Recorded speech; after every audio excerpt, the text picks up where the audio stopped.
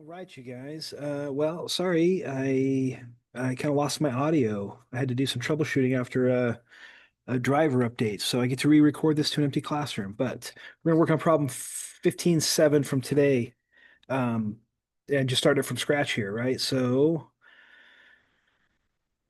this one is another weldment. It's just on the metric templates that I've recently updated, and so both templates, inch and metric, have been updated for Inventor. So pull those off Canvas new and update your, if you're saving them on your own thumb drive or your local drive, just swap those out for the latest ones. I've updated some of the ASME standards and maybe not completely, but I chip away at a little bit here and there. So I think we're ready to use it for this particular assignment. And so what I'm explaining here is that in order to do this assignment, I'll just take a look. We're going to use metric. These are all metric. These are in millimeters. So I've got a metric template. I've got a couple of different parts here that I'm going to spot weld together. So we're going to replicate, I use it more of a plug weld, but we're going to replicate like what a spot weld kind of looks like. There's not a great option to do this in Inventor, so I still do this assignment, and it gives us at least a look at a spot weld and kind of can talk about some of the functionality of a spot weld as I do this weldment. So I've got these two pieces these are sheet metal. I'm not going to use a sheet metal part style. I'm just going to use a standard part. And so they're just two rectangular parts. And then, of course, in this, you might look at, and this is an older print, by the way. This definitely needed some updates. I've got like vertically, I've got dimensions that follow the vertical standard. I don't want to change that to ASME standard so they read like I would read a book, so that they are horizontal, all my dimensions. So this isn't exactly what I want to end up with. I'm going to swap this out when I get a finished product that I'm happy with. The dimensions are all good. I think everything and how I've dimensioned it is just what we want to end up with, at least using those dimensions, but with better ASME standards applied. And really the template update will take care of some of that for us. So, but what I've got is two pieces of sheet metal. And so there is no thickness given here on these to determine. I can see their overall rectangular size, 150 by 30 is one part. And see, this is missing balloons too. So this really should have balloons pointing to which part is which here, because I've got two parts in this weldment assembly, or just an assembly, but we're going to do it as a weldment. And and I've got another part that's 35 by 150, but there's no thickness explicitly given. That's because it's really taking care of me here because I'm specifying that it's sheet metal, 12 gauge galvanized is what this is. So the whole reason, and when we work in sheet metals, we generally have to reference a chart to know thicknesses. And so what I've attached to this is this sheet metal gauge chart. I still have the Pacific Steel Handbook on all these assignments in case we needed to look up, how to fill out our parts description or our description of our part using like a standard notation for sizing. That's why this is really handy. Here is a sheet metal gauge chart. And so when I open this up, I'm looking for 14 gauge galvanized is what this is, which is a steel. It's in the steel family. It's just got a coating, like a zinc plate. I think of it as a zinc plating coating that is corrosion resistant. And so I think when I said talking about galvanized a little bit in class, and I mentioned like, oh, sometimes look at the street light, the structural beams that are holding up your street lights at intersections, and and I'm thinking like stoplights and not necessarily, I guess not street lights, but I'm thinking of your traffic signals. That's where you might find galvanized structural material. It looks like it's kind of got a shiny grayness to it, silvery looking even. Yeah, that's just a steel that has in large beams, they may actually make these out of steel and then zinc plate them, like dip them in a big plating bath essentially, and coat them. And sheet metal galvanized is a little bit different. I think it's just made in the manufacturing. I I would have to look up the manufacturing of sheet metal with these different materials. But it does have it kind of looks like wafer, like when you see galvanized sheet metal or steel that's been dipped in galvanized plating. Um, it kind of looks like it has a big like grain, like wafer structure to it. Like it can look, yeah, it looks gray, but it looks like it has kind of like these big grains or flakes of yeah, the outside look, it's still smooth to the touch and finish. You can't feel these, but it almost reminds me of like a chipboard if you've looked at lumber that's made out of like chipboards. That's kind of what zinc plating looks like on the outside of steel.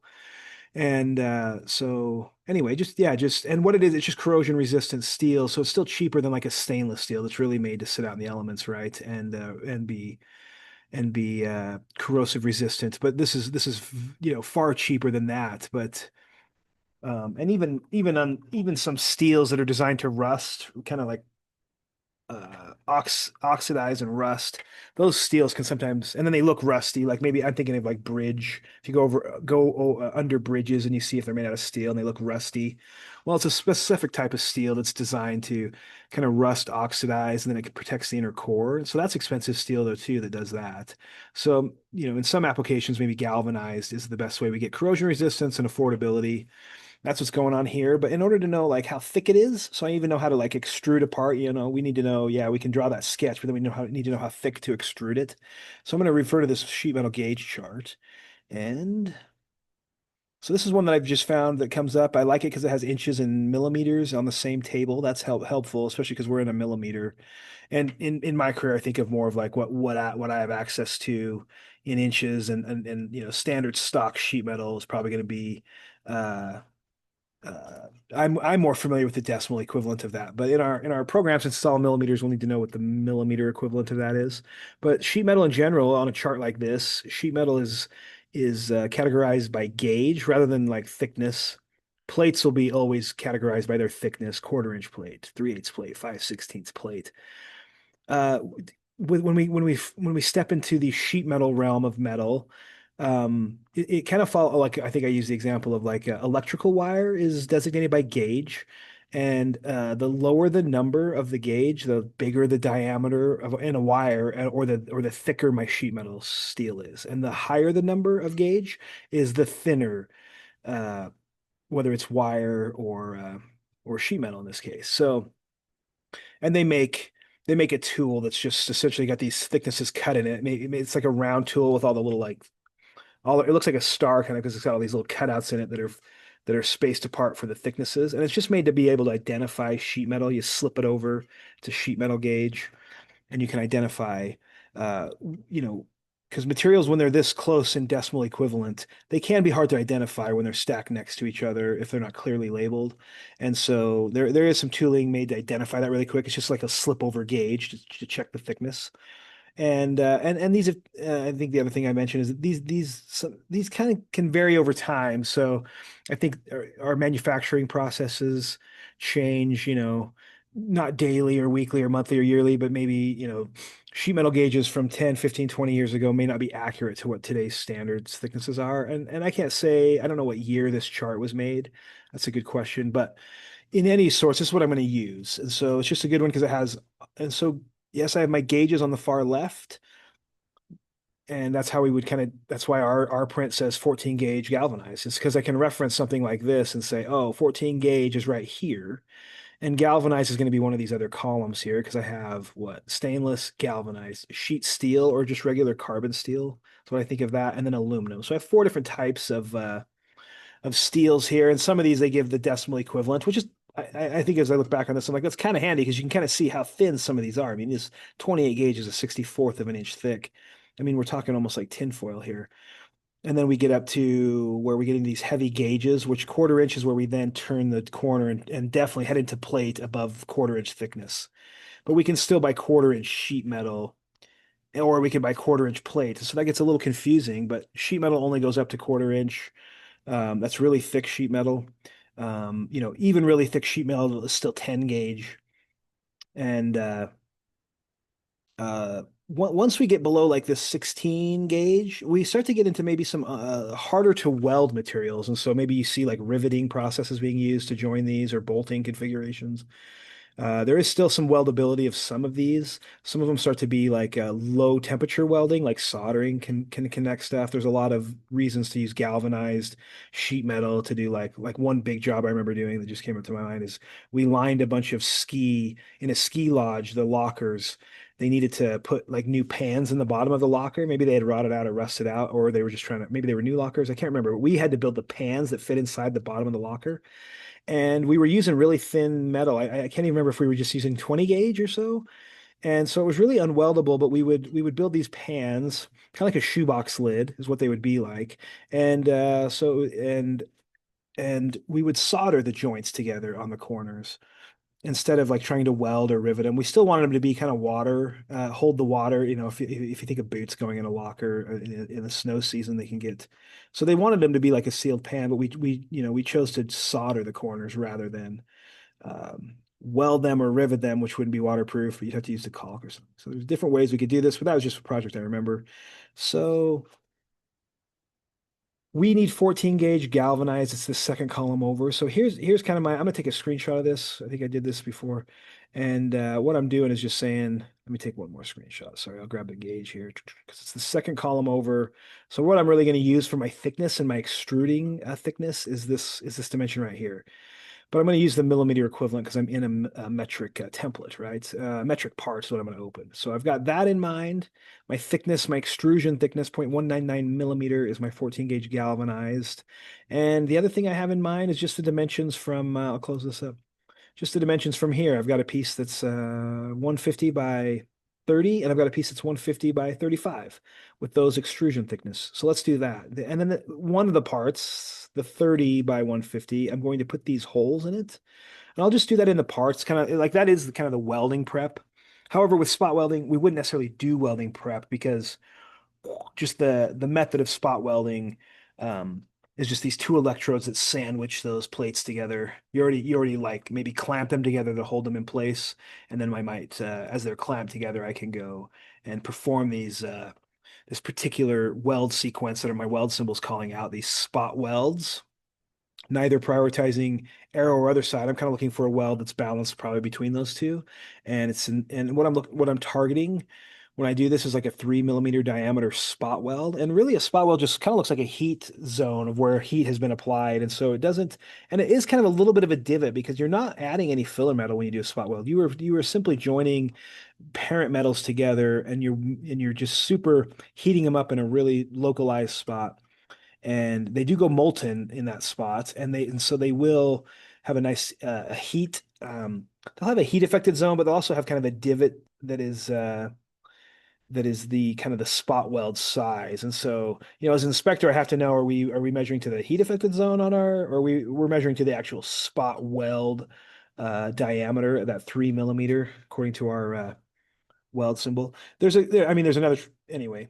I don't need to include this mm at the end either because my dimensions are in millimeters. So if I have a 3 here, it's millimeters. If I have 25, which is then the spacing of my spot welds.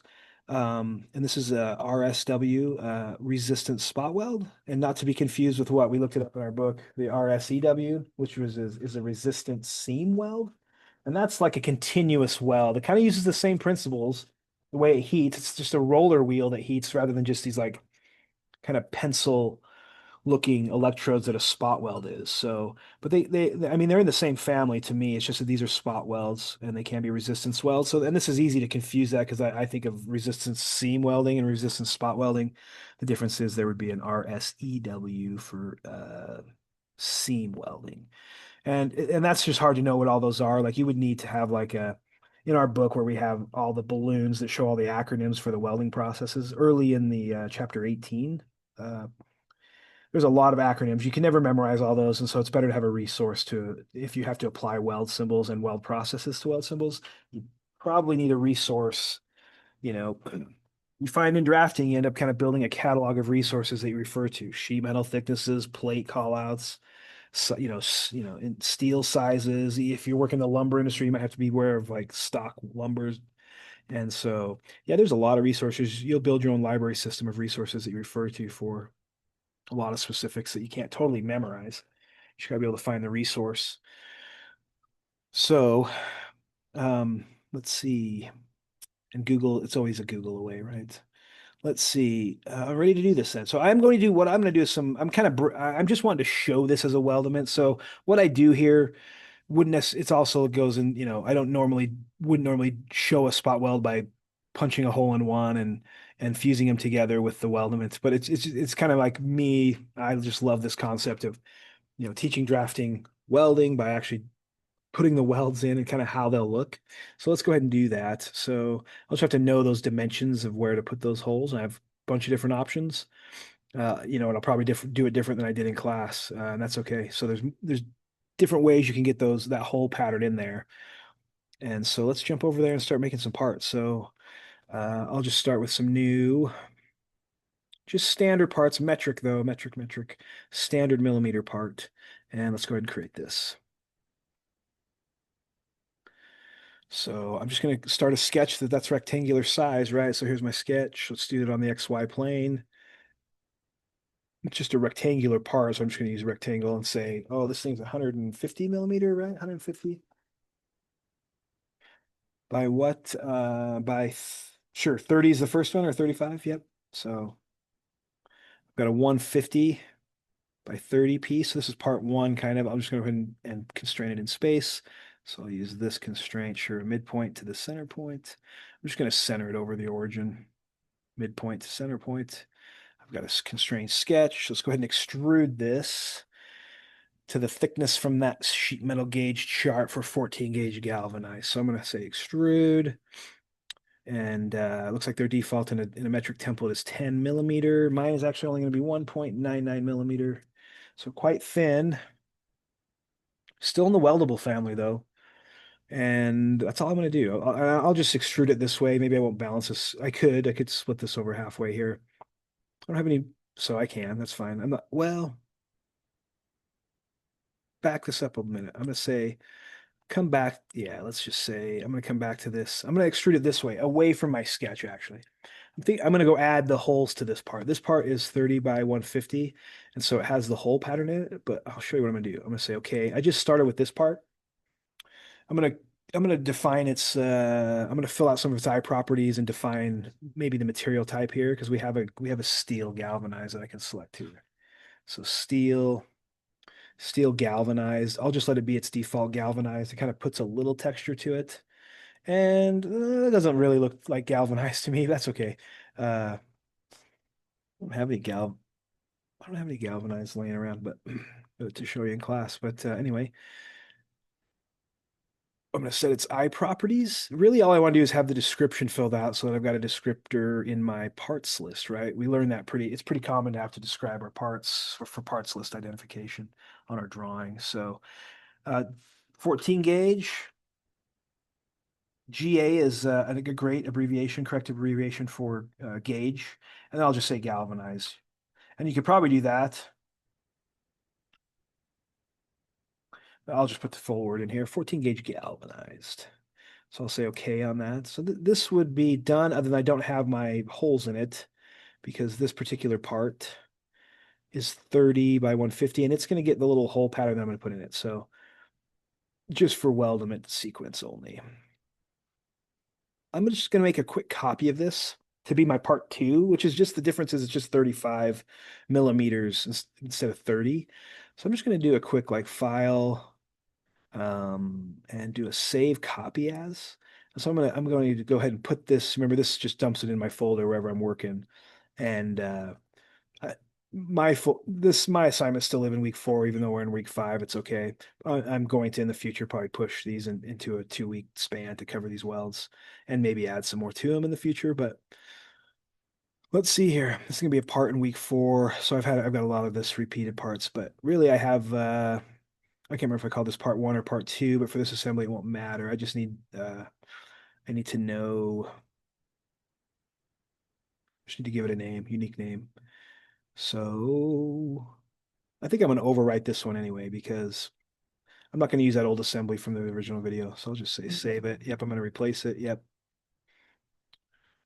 I saved that as part 1. I haven't even saved this one. So I saved a copy as that one. This is going to be part 2, I guess, for me. So I'm just going to go ahead and save this one. Save as what? I haven't named this one yet. I just made a copy of it before. And this is going to be part 2 for this particular assembly. So I'll say save this. And it's already got one, so I'm going to replace it.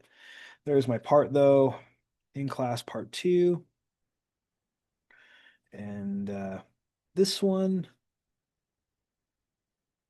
This one I need to do some more work to. This is the one that has the holes in it. And so maybe what I'll do is just do a some construction work on this particular part. I'm going to constrain to that line, so I'll just snap to it when I see the grip. I'm going to constrain it horizontally, so I'm looking for that little grayed out constraint, and then snap here. And now this is going to stay straight up and down and stay in between those lines. I'm just going to add the dimension from the drawing, which I can still remember. It's 10 millimeter right here. So this is 10. What I'm looking at here is this whole pattern is on 10 millimeters down. And now I'm going to build this, and the first hole is really at 12.5 millimeters over. So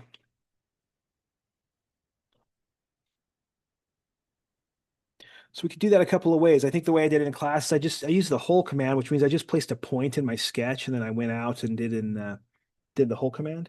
And I think I'll do that again. That's fine. It becomes kind of a separate feature. Or I can sketch them all out here too, and I can even just place one circle, right? We could place a circle, and I could snap it to this line. I'll zoom in a little bit here. I could place this circle, snap it to this line. These are 3 millimeter in diameter because that's the size of the spot weld. This would become not construction, but that's okay. And then it's constrained on the line, but it doesn't know its dimension over, which would be like 12.5, right? So I have a constrained hole pattern. If I was going to do it in my sketch, I would then do a rectangular pattern here and not have to. And then what that looks like, rectangular pattern brings up this dialog box, which is I need to select the geometry that I'm looking to pattern. So it's like this, bam, that's the geometry. And sometimes I can't remember if it always automatically takes the center point or if you need to include it. Let's just see. And then the direction, it just needs to have a direction because you're building a rectangular, like these are columns and these would be rows. So in the column direction, which way am I going? And you can just select a line and then it will automatically interpret like an arrow with that line. So if I just select, oh, this line that I'm going down, it automatically applied this arrow. But in the case that you select a piece of geometry as for your direction and it's wrong, it's just that black and red flip button right here that I could take my column pattern and go the other direction. So this is a quick flip, doesn't really matter which way it interprets it necessarily. And then we are spacing these according to our welding symbol at 25 millimeters apart. And I would have to have 6 of them. So this should be it. Yeah, this is good. 6 pattern. I don't need any rows of these. So that's just that single row. So I don't have to pick a direction too. But if I had a specific hole pattern that was, rows and columns, then I pick direction two and then pick some type of line or geometry that you have. I could even pick, origin geometry to drive specifically the axes that are underneath there to pick a driven location as well for the direction. And then I can always flip it if it's going the wrong way, but I don't need any other rows. So I'm just going to say, okay. And these are all constrained now. And if I finish this, let me finish, well, that'll be finishing my sketch. I was going to show you if I expand this, there is that pattern. So I'm able to get in there and adjust that if I was incorrect. It's just it's like one more function of the sketch here, or it lives within the sketch. And so you could edit this pattern, right click and go back into that dialog box. So super modifiable in the future if you didn't get it right. Then I can say finish this. And it doesn't change. I'd already extruded it before I did that, so it doesn't know to incorporate those holes into it. So in this case, I've got holes in there. If I looked at it, yes.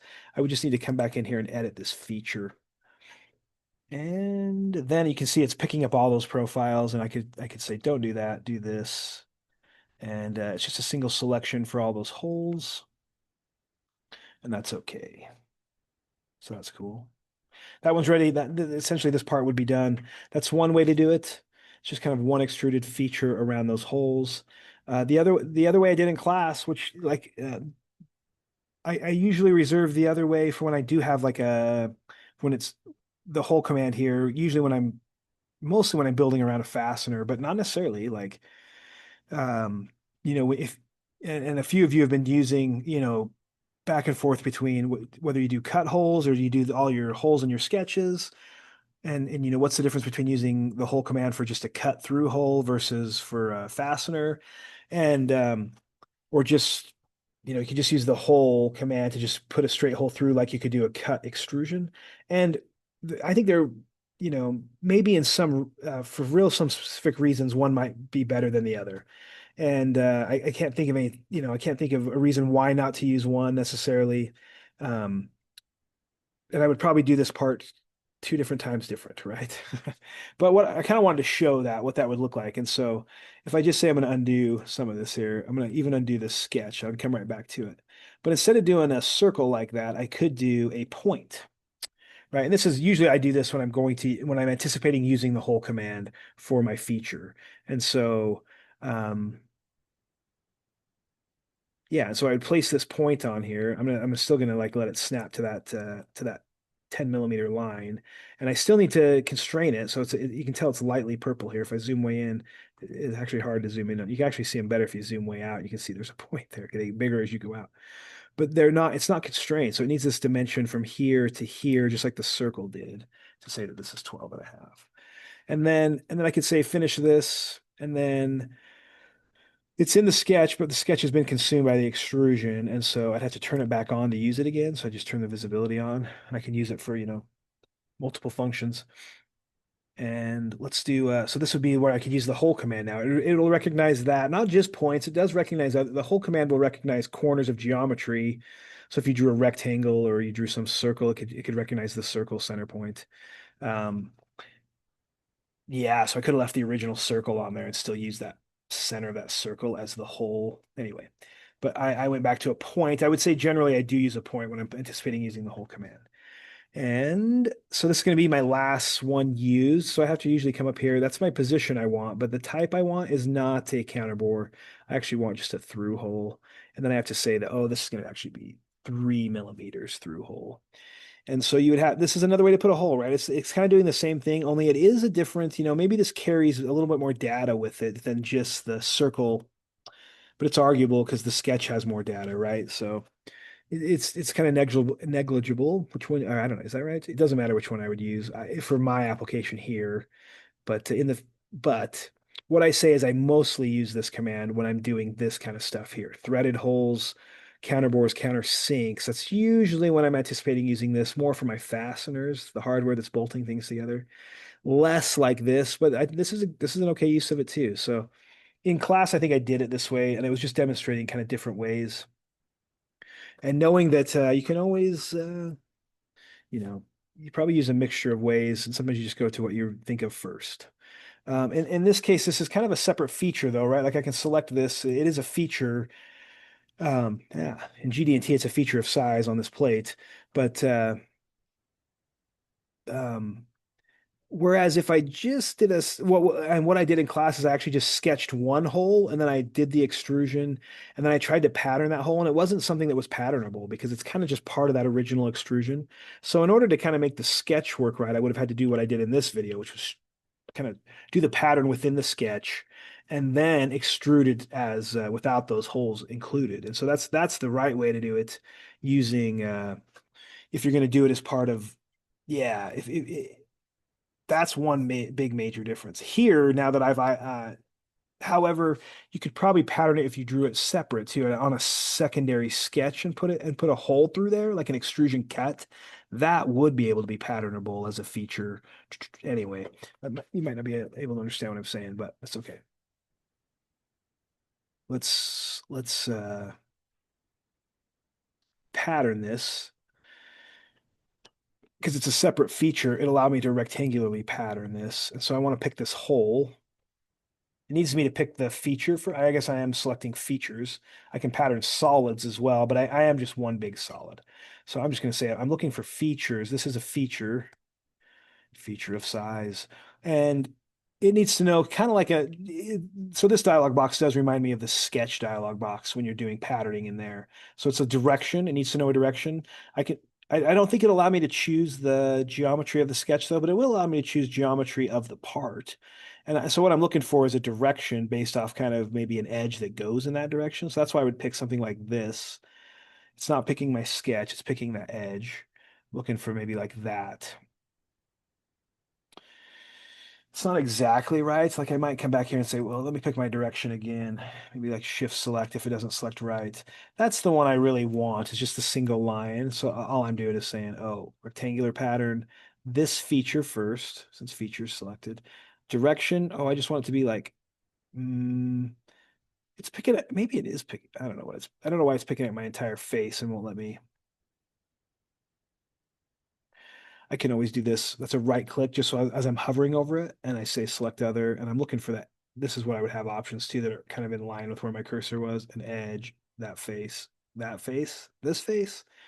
I really want this edge as my kind of directional.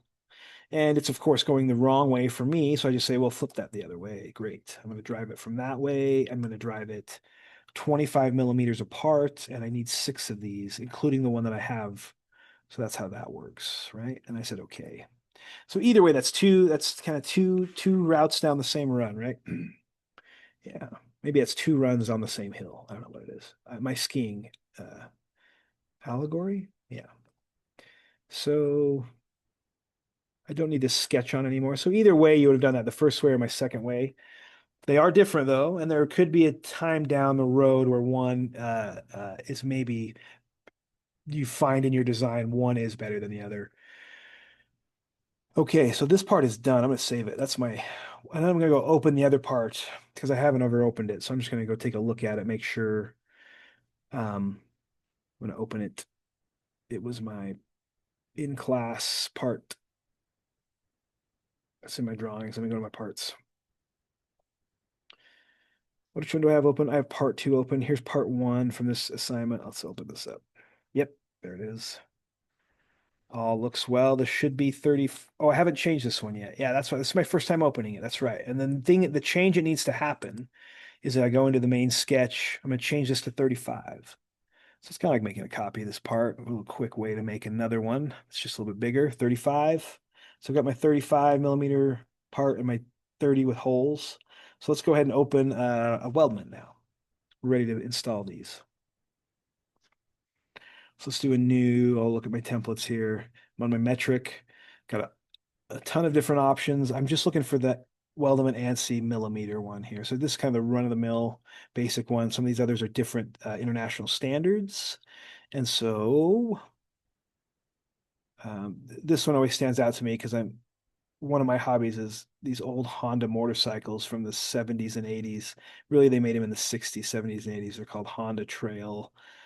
90s in the 70s and in the 80s they started making 110s. I'm sorry, I'm going off on a tangent. They are called Japanese industry standards, and those are the correct. I have to really be careful when I buy the hardware that it's the JIS is the hardware. Anyway, that's a tangent. But so the different international standards. I'm looking for just the ANSI millimeter one. Let's create it.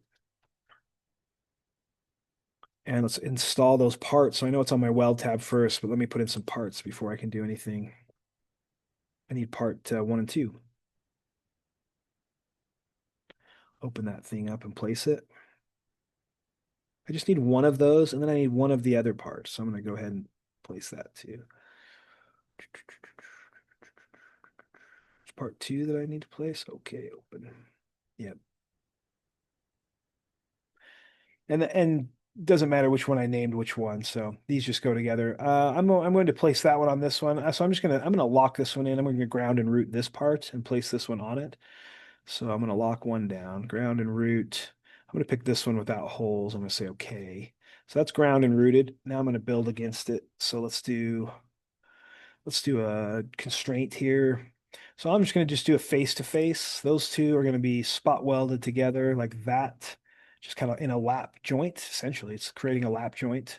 So go ahead and say, yep, apply on that one. And I just need to flush end these. So the other solution, flush. I'll say apply on that. And then I'm going to constrain these two. But sometimes this can be a little when they're not in it. That's not the way I want them aligned. So I can turn this off for just a second. Now I can slide this, kind of get it closer to how I want it to be, something like this, right? It's really 10 millimeters down. Is that? Oh wait, let me check. Let me check. Maybe it's 15 millimeters down. So this is the dimension to place these two together and how much they're offset. So let me go back and finish that last constraint. So instead of being up here and trying to do a constraint that's going to drive it down, it could go the wrong way. I can just slide this. It can't go in any other directions, just this way. And so based on my other two constraints. And so let's do that. Let's constrain those two. It's really just a kind of an edge to edge. I can just use the same two. and they didn't jump together. So I'm going to try the other solution real quick, and that is a good indicator that this relationship will work. They're both now flush, 0 millimeters apart. I need them to be 15. And so it just happens to be that my selection and the way my parts are oriented, that a positive 15 value moved those away from each other 15 millimeters. If they went the other way on you, it's okay. I can reverse directions by negative inputs here. So if I just move this to a negative 15, mine goes the wrong way for me. But if I ended up doing that, and you may have found that if I hadn't slid those into alignment, maybe it would do this first, and I'd have to do the negative, and it would go the other direction. So, it just depends on how your parts are aligned. I generally try to kind of, put a few constraints, put my parts a little closer into where they go, and then maybe add the other constraints. Sometimes it allows me to get, it allows it to work kind of the way I'm anticipating it to move if I have my parts in closer alignment. So this is it. These two would be ready to spot weld. So I'll say, okay, they're locked in place. This is a weldment. So we're gonna go ahead and do these welds. But like I say, this is more of simulating a plug weld scenario. This is exactly how a plug weld would be done. And so if I didn't have if I was working in my garage, I didn't have a spot welder. They are kind of a unique tool. Um, so if I didn't have that, I would maybe I would do a spot weld, but actually do a plug weld. Like I just plug weld them together. Because what I can do is reach down in there if I have the right uh, it's a pretty small diameter hole, so I have to have the right welding process. I could get in here, and what I'm looking to do is just fuse that other, that face of that other one into this hole. And in a plug weld, you just kind of like fill it all the way up to about flush, or sometimes even over flush. And so you'd have this weld, and that's kind of what we're replicating here. I'm only doing this because there is no great way to show a spot weld, but it does the same thing, only I don't even have to have a hole prep at all. I just like have zero, and I just sandwich them, and then my electrodes sandwich this, and they zap that spot, and they actually put heat marks on both sides. So when I'm evaluating it as inspector at 3 millimeter diameter from the welding symbol, like I probably should see that same diameter on both sides show up because I'm just kind of melting that zone. And the way you would kind of make, the way you kind of, well, so it seems weird. Like, how do I control the diameter of that? Well, you usually control that with how much current you're sending through your electrodes that are pinching this. So I can change the temperature essentially of how hot or cold the arc is going to be there. And then my duration of how long I hold those together also is factored in. So when I'm doing spot welds, it's like a temperature setting on my machine, and then how long I'm holding. It's usually like a foot pedal or some kind of a pedal that's going to press these together and send the electricity until I let off and stop the current. And so I can control the diameter of these spot welds by those two kind of variables, heat and time.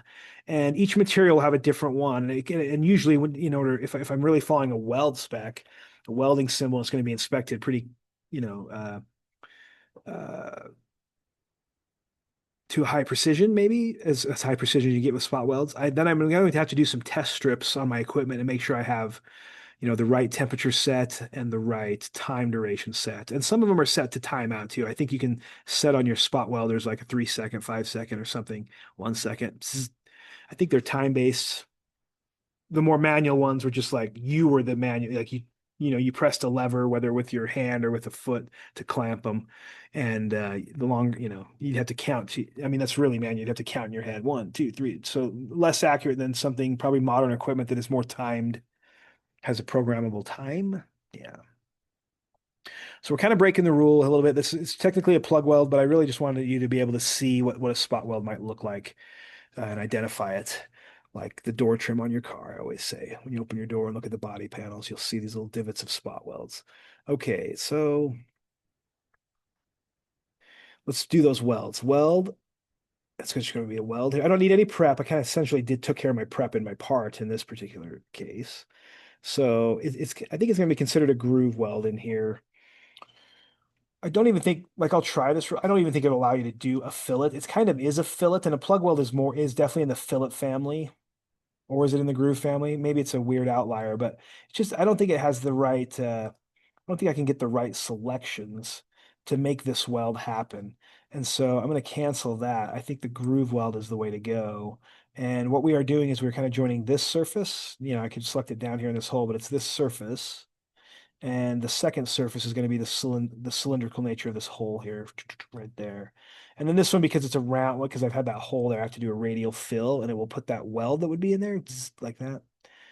So I'll say OK, or I'll just say apply, and I'll move to the next one. So that's what it would be. That's kind of what it would be like. It would look like that on both sides if it was a true spot weld, only there would be no hole for it to fill. It would just be like this heat affected zone and a melted zone there. And it wouldn't be any filler metal. It would just be using its own material properties to zap them together. And so it's why the size of the diameter and then how often I repeat that is really critical to get the strength I'm looking for out of this kind of a weldment or this kind of a lap joint here. So I'm going to continue all these and I'll change that material to steel instead of welded steel instead of aluminum like it probably is. So I'm just going to continue these. These are the same selections, that face to this face. And then I just say apply radial fill. Um, I know what I did. I forgot to select second. You guys probably saw it coming. There's second selection. I just shift selected, right down select, and then apply that well. And I'll say yes. This time I won't forget that. Apply. So I have to do these each one. You would have to do each spot weld separate too. I have to look up to see if they have like multi-head spot welders that do multi. They probably do. If I can think it, somebody else has built it. The ones that I ran were just single spots at a time though. So I kind of had to do what I'm doing right here, like set it up. I probably would have had to clamp the pieces together in their alignment, and then I would spot weld the ends, maybe, especially if they're really long. I might try to get this thing so that I can get the ends lined up, or every few I would do, and then I come back and do the rest. So it's definitely this is. Did I finish this one or did I mess this one up again? You guys probably saw me do it. Yes, probably. Looks like I did. I wish that auto moved. Wrong on that one. Just like shift. I'm on face set too, so I just shift select that off and then reselect that. So apply that. All right, so there's all my welds. That's actually all we have to do in the weldment is just add the welds. And now let's do just the material change, I think. I'm going to say I'm done with this. So I'm just going to return to my actual model, my assembly model browser, so I can change these materials to welded steel. Sure. That actually more accurately is the weld. Okay, and this one I just need to save as this assembly. I'm going to replace my in class number 7. Yep, replace it. It won't let you do that if you have that open, by the way. So all those are closed on me already. So there's my assembly. There's my parts. We're ready to put this on a drawing. So I just go pull that new template off of Canvas, or I'm just going to go ahead and go open up mine that I have in my local drive already on my thumb drive. My general area. Here's my new metric, a little bit more updated. And let's go ahead and place that assembly on here now that I got it open. Sometimes I move these over. And maybe I'll do a quick save as so I don't mess up my assembly. My template here. So I'll go save this in my drawings. Sorry, I just jumped too far out. I'm still putting these in my week 4 drawings, and it's this one in class. Save it. Yep, I do need to replace it. So I've got a blank slate to start with here. Sometimes I move these over to my left. I got my assembly, got my parts. I look at my assembly real quick, jump over to my drawing. I'm going to place that base view. It's going to be the first one that gets selected, the last one you looked at. So I use that. I always like view labels. So, and I like to have the isometric view of this probably. Yes. So with that, I need a section view for right side. So I don't need a top or right side view. I'm going to pull a section. And so I'll go ahead and leave these hidden invisible on. So I'm going to say okay on that. This has been updated to just pull in your part number now for your view label rather than a view label that you have to manipulate. So that's one thing I've tried to update because that's kind of annoying to have to refill out. And normally on my views, I usually like the part number. That's pulling the part number, which is really what you're naming your file. So, and we'll come back and fine tune that just a little bit. My go-to is once I've placed my views, although I need to add a section view, I can pull my parts list in. So I'm on my annotate tab. parts list. And I have multiple documents open, so I'm going to pull in the one from my assembly. I'm going to say OK. Yep, and activate that or activate that. Snap this thing over here. Just do some quick column adjustment widths. This one a little longer, something like that.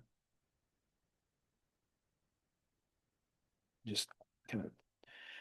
So those are my two parts. My parts list is auto-populating, which is great. It's got the descriptions, it's got my part number, quantities, and item numbers. Let's go ahead and balloon those real quick. Like my print didn't have it, and it should totally have it right here. Here's like part one. And then I can still continue to balloon this. I like these commands that just uh, keep going. Close. Great. So, I can do a quick check in case you wonder if I've got this orientation right. I was just able to place my front view. So it looks like my parts should be, this one should be my 35 part. Yeah, it is. I'm not going to dimension it there. That'd be dimension to hidden lines, so don't do that. But that's not an ASME standard. Don't do that. I'm going to pull that section view and detail those there, but that's correct. And what this is also, if I measure this to this, should be my 30. Yeah, so it's oriented correctly for me. And let's do the weld symbol. So I'll just point to one of these and call them out.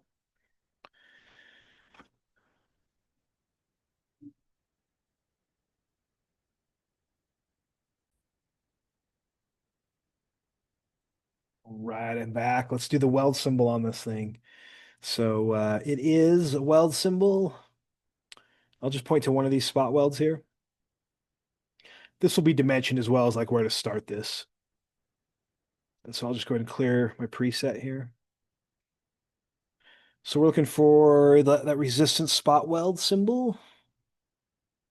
So we've got spot would be, and here's the one that's on the reference line. So here's one if I'm going to put it, have a arrow side, other side designation for the spot weld, maybe prioritizing one side. Here is going to be an even between arrow and other side spot weld. Kind of looking for a uniform weld through those two thicknesses. Let's see. So the size is going to be in millimeters. So it's just 3 mm size. I'm going to drop the millimeter designation. I feel like that's a little bit redundant, not necessary here. So 3, and then I have a 25 mm spacing. And then the other thing I think I added was that I have 6 of these in this particular part. So that wasn't on the original drawing either, but that's the number of spot welds I'm doing. The length apart, or essentially the pitch on this, uh, you know, it's actually in between those is what measures 25. So it's not a continuous length. 3, and then I'm going to add the process, right? So that's a resistance spot weld. That one just happens to work out. The acronym is exactly right. So, and I think that's it for this for that particular weld symbol. And if I want to move that, I can kind of move that around. Yep. Maybe I'll point right there. I need to pull a section view on this for my right side view. So let's go ahead and do that. Yeah.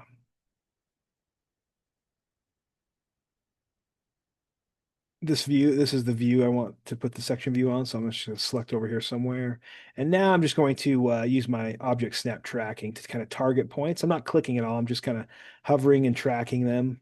So that's maybe this is the one I'm going. I do want my section view. A lot of times I want my section view kind of accurately controlled. Like usually I'm trying to like split something right down the middle. And so I do like, I'm not going to constrain to that necessarily. And what I've been explaining and trying to get you to think of too is that, you're in kind of a sketch mode for a section cutting plane. And so if I snap to this, it's going to be constrained to that. If I snap to this, it's going to be constrained to that. Anywhere I would actually click and snap, if there's a grip that shows up, I'm going to be constrained in there. And I'm going to have to find that sketch, which I think is what this one is right here.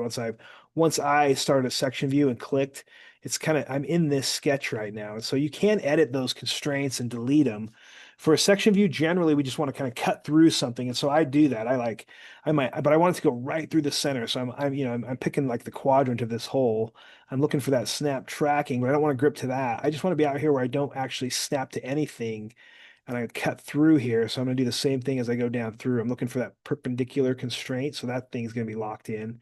And then I'm just looking beyond my object so I don't pick up a particular constraint.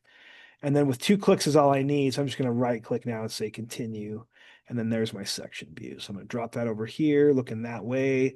It's picking up my label designation with those large text styles, text style, which should be 6 millimeter large, 3 millimeter small. So I think I've formatted these to fit our standard a little bit better.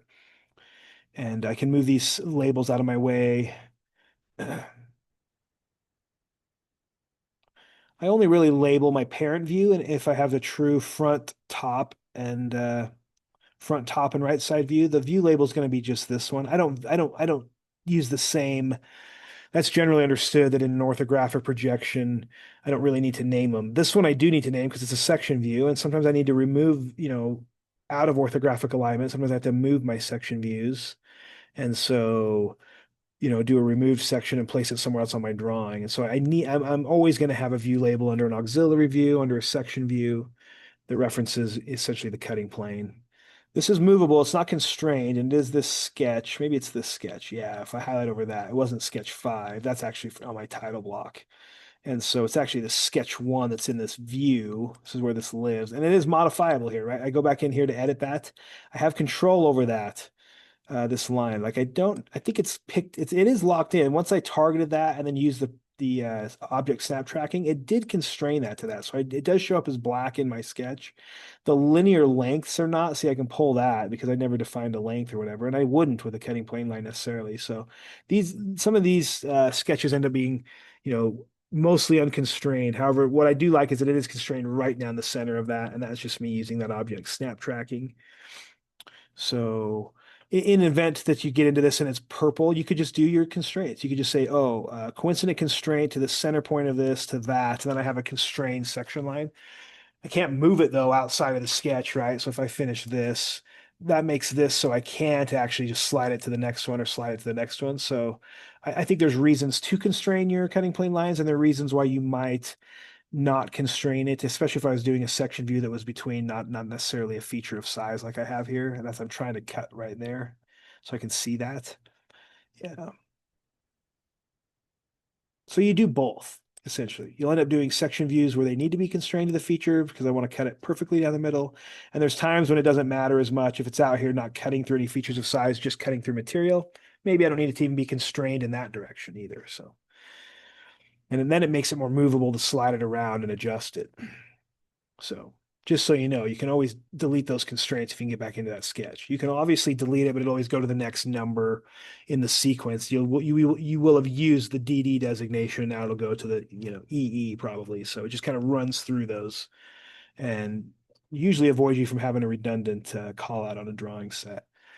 Let's see. So I need that section view so that I can detail over here. What else would I do here that you need to see? I got my parts list. I've got them bulleted. I just need to add, the only other thing I did is I showed you how maybe I just do a quick way of adding the center lines. I would like to show the center lines through these round features. It's pretty common that students forget that round features, whether they're in their cylindrical, whether they're in their rectangular shape or their circular shape, I've got to do that. It's still got to manually add center marks to this, which is on the annotate tab, and I have a lot of different options here. And so I'm going to say, yeah, I'm going to put some center marks on here. And I might prefer to do all of them. I know this is one way to do it. I could do them all. And then really I'm going to pull these end ones like through all the rest.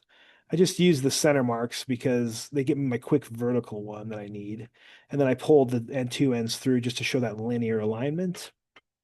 And I need to dimension I've got quite a bit of dimensioning I need to do. Specifically, if I think about that spot weld, just getting a little close to that border. Definitely it needs to be dimensioned on how far it is over. So I'm kind of pulling from here to here. And this is going to be 12.5 12.5 millimeter.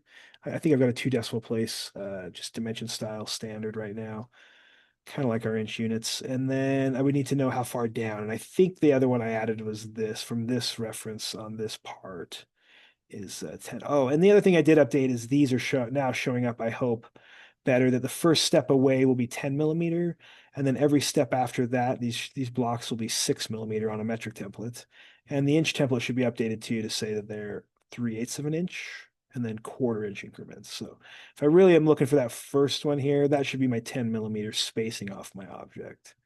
And I'll say okay. And I'm also seeing that I'm getting even in a vertical dimension, this is better. I'm getting a horizontally displayed value here. So I'll just refer to, let me just take a quick look at the assignment sheet and see if there's anything else I really need to explain. I've got that. I've added the balloons. These are these dimensions I'm going to add. I'm gonna need all of these dimensions. The overall length, I've already added those ones. And then I just need to probably our view label has a little bit more information. So if I populate like the description of the like some of our other weldments, if I populate a description, I will get it here and I can update a mass of it. So if I'll go to the assembly, it just doesn't have I've never gone into its I properties and done anything. So I'm going to add maybe a description to it. I've been adding just welding coupon, right? It's like their test coupons. It's just a welding coupon. Apply it or close it. This will now have that as kind of its description. And then, oh, sorry, I should have updated its, which I could do from the drawing, but this is where that gets updated, right? This physical tab is what's controlling that weight. If I update that now, this will show up on my drawing. Until I do a modification, then I'll have to update it again. So yeah, that's good. I think that's how I'm going to have that update. And just the last thing to point out on the new template, you have control over the title name because I don't always like this to be necessarily my drawing number. The drawing number might be the same for my entire packet of drawings if I had a whole bunch of sheets. And then they would keep track of my sheets one through whatever down here. But what I like is I don't like to draw, I don't like to have this drive by, and this is my preference and how other places I've worked. And I kind of liked the standard, which was at least our company standard, which was, yeah, I'm going to have this drawing number, which is going to be probably a unique drawing number to your company and searchable in their database of their known drawn numbers. And then the titles of the sheets can vary. I mean, sometimes they might, and usually the titles of the sheets might carry the sub-assembly name that's on there or an assembly name. And it might say, that sub-assembly name, which sometimes can be just a number, or it could be a name. It'll be that, and then maybe ASSY, like assembly. And so in this case, I change that right here still on the browser to the left, I'm going to edit the sheet here to get that name change right here. This is where it's polling A3 size. So in this case, I might just say welding coupon uh, assembly or something, right? ASSY is just a quick. Really common for me to have sheets that end in ASSY, like they're an assembly of some name or some number, and then the parts associated with them might say the same, like welding coupon parts or something, or assembly number this parts at the end of it. And then I might also have cut files, which are flat patterns, and we'll get into that in kind of the chapter 14 exercise or some sheet metal parts we do together just down the road a little ways. We'll start doing more sheet metal. And yeah, so I generally categorize my sheets, I feel like even in a large print pack of like assemblies, parts, and cut file, and that's likely added to my title in some way. So this is something like this is a welding coupon assembly. The other thing you would do that sometimes I forget, but I do like you to remember is always set your first revision number out the gate on the project side should be 0. My name is going to go over the top here, so I don't like my name. If it doesn't fit in there, I need to rename it so it does.